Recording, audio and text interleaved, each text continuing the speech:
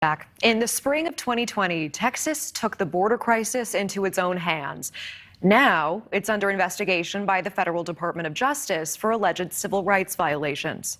Operation Lone Star began in 2020. Since then, Texas has deployed more than 10,000 National Guardsmen and Department of Public Safety troopers in order to curb the smuggling of migrants and illegal drugs into the U.S. from across the southern border.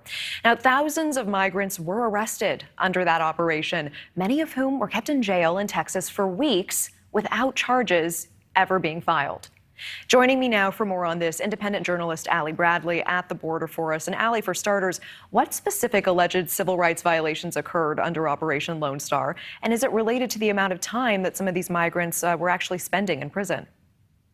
Well, some of the things that they're looking into right now, Natasha, is the fact that they could have violated the Civil Rights Act of 1964, which will be detaining and apprehending people based on their nationality.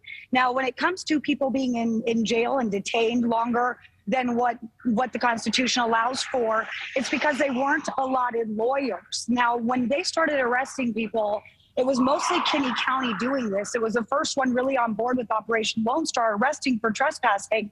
So they only had one prosecutor. So they did have a backlog. They had people that were waiting for their cases. Now they have brought in additional resources. They brought in people from different areas in order to help process some of those cases. Well, and Aly, this is not the first time we've heard about Operation Lone Star. We know it's come under fire before for the alleged mistreatment of National Guard troops.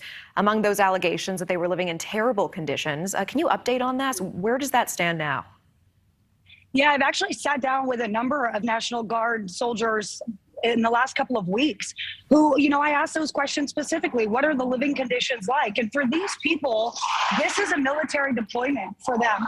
So they might be living in bunk beds. I'm in front of right now Camp Amistad, which is one of the areas where they were living at for quite a while. Since over the last few weeks, they have kind of cleared this area out a little bit more and redeployed into different areas, as the governor's been talking about.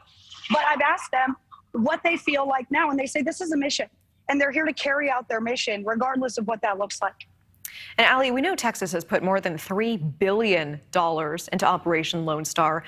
Do we know, did it work? Did it help the immigration situation in the state?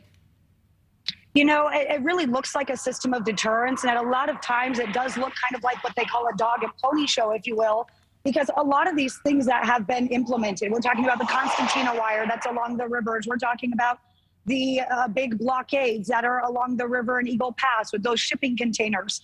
Well, those things look more like a show than anything because National Guard can't stop them. They're not able to actually touch these people unless they are assaulted in some capacity.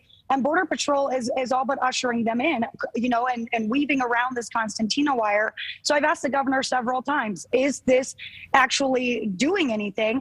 And he says, yes. I mean, it is a system of deterrence out here as well, where they're hoping that these people will be kind of ushered into a different area, not directly into the communities, but rather funneled into certain areas where Border Patrol are, where they can actually make these apprehensions. Well, Aly, I do want to shift gears quickly now to some news that you sent to our team earlier. A new migrant reception center is opening in the city of San Antonio. Do we know, what is that center going to do? Yeah, so that center, it's really to streamline what they're saying is their onward travel. So right now, most of the migrants in this area, they are being dropped off. This is some video that I took earlier on in the year where they were dropping off. This is an ICE release here of single adult men, mostly from Venezuela. But what they're doing right now is they're trying to make it so that the bus hub, which is the Greyhound station in downtown San Antonio, and this airport here are not seeing these influxes of people. And I'm going to tell you something, when people get dropped off here and they don't have their tickets in order, they're camping out at the airport.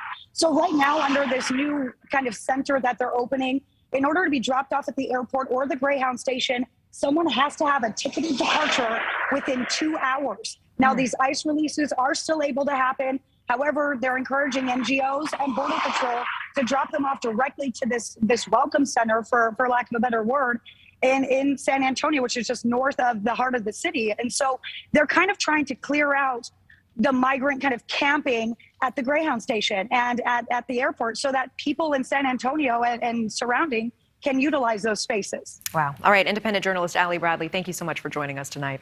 Thank you. Thank you for watching. Go to newsnationnow.com to find NewsNation on your television provider. And don't forget to click the red subscribe button below to get more of NewsNation's fact-driven, unbiased coverage.